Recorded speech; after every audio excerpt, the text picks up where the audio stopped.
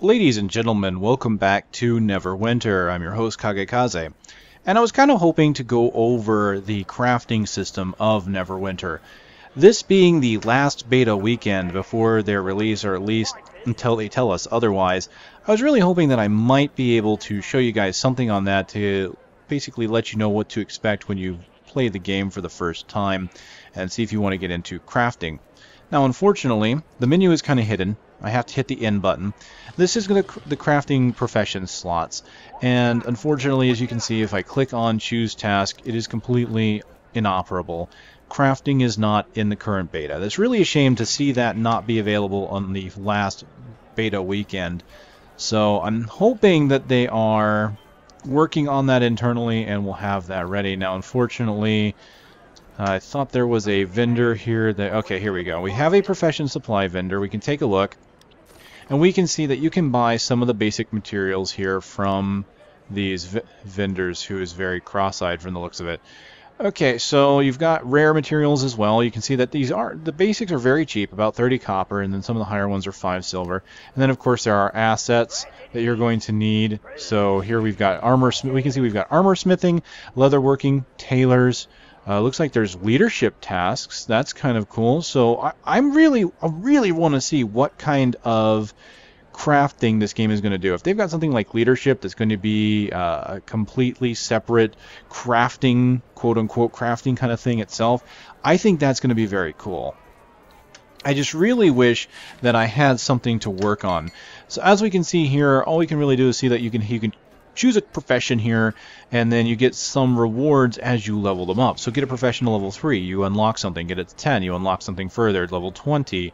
Then you can move on other professions. Get 3 of them up to 20, you get more. Complete a task with at least a 50% speed bonus. Here we can see we can complete a task and earn rank 3, so you get ranked on certain things. Reach level 30, reach level 60. And so those are just base levels. And so those are professions. Now, I talked about, since this is going to be dedicated to the crafting and items, I did talk about in other videos, I'll talk about it now, is that gathering in this game isn't the same as gathering in other games. There's no overworld map. I'll go ahead and run there now, but I'll talk about it on the way. In this game, because there's no overarching world, you're basically limited to kind of hubs.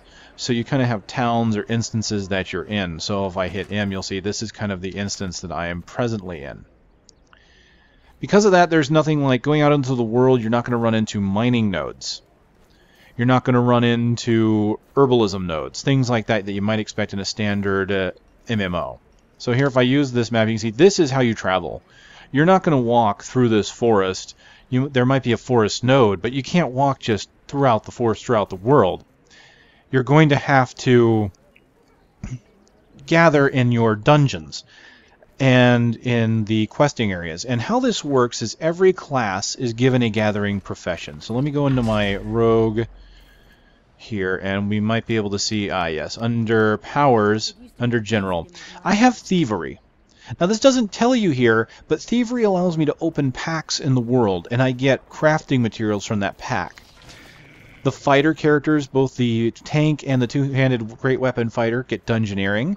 That allows them to find secret passageways to get chests, and allows them to get crafting materials in the world for anything that requires a dungeoneering kit. You also have religious capabilities from the cleric. He can pray at altars and get rewards. And you also have arcana in the form of control wizards in order to gain items that way. So every class has its own gathering skill. And the beautiful thing is that you can buy kits of all the other classes. So I can buy a dungeoneering kit, I can buy an arcana kit. Unfortunately, I haven't looked through the city enough to know where those vendors are. I do know you can buy them, and they're roughly, I think, a silver a piece, but they're one-time use. They could be cheaper than that, but that's not too bad. A silver piece, it really isn't terrible. So you can go out, and if you want to have all the professions from all the classes together, you can. So unfortunately, I won't be able to tell you how that crafting works, but I can give you a rough idea of how I think it's going to work based on these runestones. And I'm also going to talk about item augmentation in this series. So these runestones, here's how crafting I foresee working. I can fuse these stones, right? These are what you're going to be finding in the world. You'll find these from rewards, from drops, things like that. This is just a basic empowered runestone. You can see it gives maximum hit points and power. I can try to fuse these into a greater. It's kind of like the Diablo 2 system of taking runes and taking 3 of them and turning into a better one. Alright, so I can basically take this runestone and make it the next power up. So in this case, we see that I have 4 stones. I'm going to get 1 empowered runestone too. So the stats pretty much double, it looks like. So from 40 mana, or sorry, 40 maximum hit points and 10 power, it goes to 80 and 20 power. So we can see you're going to double it, but it takes 4 of this thing to do it. But that's good because you have limited augment slots. Let's go ahead, and before we go into that too much further, let's talk about the augment slots and how this works. Here's my Infiltrator's armor. You can see that it has 1 slot on this Radiant Sigil. If I go here, let's go ahead and enchant item so you can see it. Here it is. Now I can switch out the equipment that I'm looking at. This is beautiful. This game has a lot of little sub-menus that you can go into in order to look at different items that you've found. But you can see here that it's got this slot, and this is kind of like using jewel crafting in World of Warcraft, or using jewels in Diablo 3, etc., etc. You've got a slot that you put one of these runes in. Now let me find one that's got a few more options. Okay, this one right here, because this is what I actually have in the armor. If you look at the Radiant Sigil 2 that I have, you'll see it's got 3 different stats. 3.5% gold gain, 200 to maximum hit points, and 20 power. When I socket this into a piece of armor, I am not going to get all of those. This game uses color-coded sockets just like WoW. The difference being that in WoW, if you matched the color-coded sockets, you got a bonus. In this, the color-coded sockets dictate what buff you're going to get. So look at this armor. Right here, you can see what the color of that socket is. It's kind of a teal green. You can kind of see it down here as well. It's got the Radiant Sigil 1. Unfortunately, the... hold on, where's the hover? Come on, give me the hover text. Is it not going to hover it? Okay, there we go. If I go over the Radiant Sigil, you can see that it matches the teal green. I will not get the gold, I will not get the power, I will only get the maximum hit points because of the color of this socket. So you have to be mindful of. I didn't realize that's what would happen when I put this on here. Thankfully, just so happens that maximum hit points is quite useful to me, so I'm glad that I got that. I would have preferred power, but I didn't have any other items with other sockets. So as you go forward, you're going to find items with, I believe, up to 3 sockets, and they will show up here, and they will show up in their colors, and you can determine. So here, for example, the Empowered Runestone, okay? If I were to put that into a piece of equipment, because it's teal green, I would get maximum hit points. But I'm getting a little bit ahead here, because that's the only other example I have. No, wait, I do have a better one. Here we go. No. All right, that's okay. That's okay, because we can move on from here. I think I've shown you kind of the gist of how that works. I can go ahead and move on to show the fusion. And as you can see here, this is how the crafting will probably work. You put in your materials, and then you have to craft it. You notice here I have a chance of failure. With this, I have a 90% chance to succeed. If I want to increase that chance, I have to buy a ward. In order to buy wards, I have to get it from the Zen shop. And as we can see here, I can spend 100 Zen for 10 wards. 100 Zen is equivalent to about $1. So $1 for 10 wards, so, you know, about 10 cents a ward. That's not too bad. So I'm not going to do that.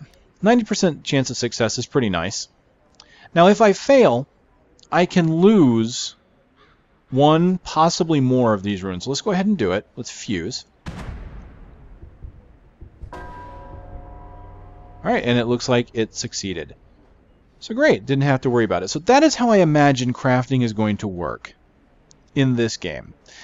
And so I'm looking forward to that, to seeing how they do it. I'm honestly hoping there's going to be a little more in-depth to it, as I'd like to see crafting actually take center stage in a game for a change, rather than be kind of relegated to the sidelines. In most games, you pretty much go out and you just gather a bunch of items and you click a button and you make a new piece of gear. I'd like to see the crafting be a bit more involved. Maybe require a little more input from the player or something like that. Now, if it were like this, it wouldn't be terrible. I do I'm kind of iffy on the chance of failure thing, because that's kind of a way for them to get money out of you just for doing simple tasks. Now, in this case, it's a fusion thing. It's a chance of failure to fuse or not, and again, we saw it's only 10% chance, so that's not too bad.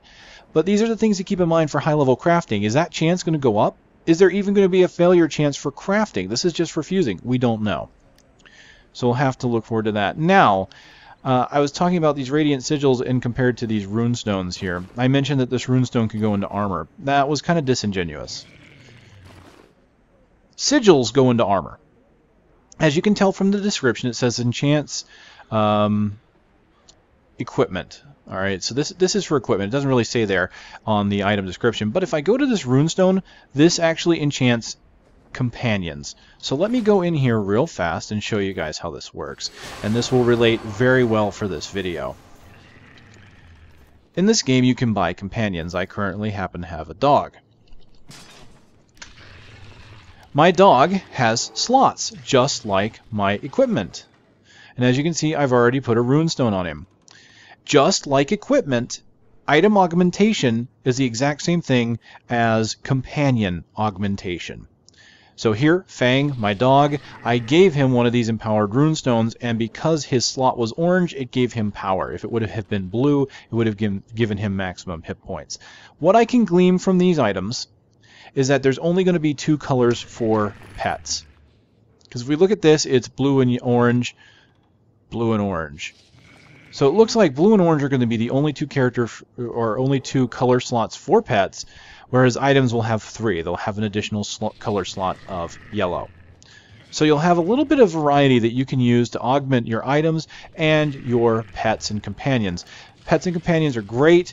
They will help you in your adventure. They can give you skills that you don't currently possess and are really great for helping you if you don't have a party.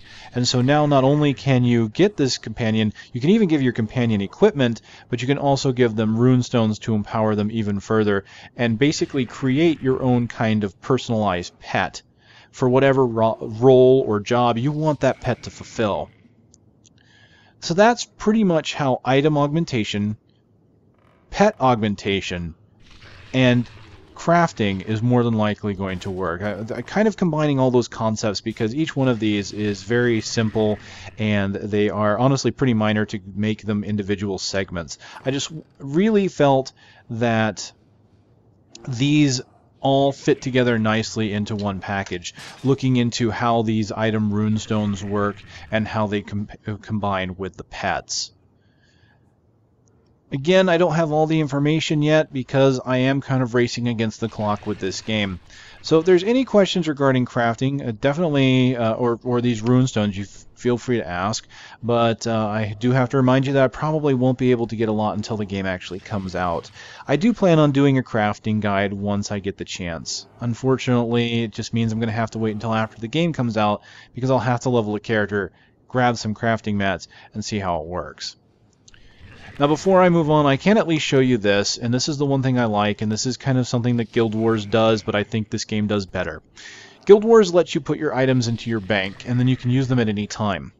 Rather than having to go to a bank in order to get my crafting or go to a crafting station, they are always with me. I actually have a huge set of crafting resources and assets here available to me that don't take up my standard inventory.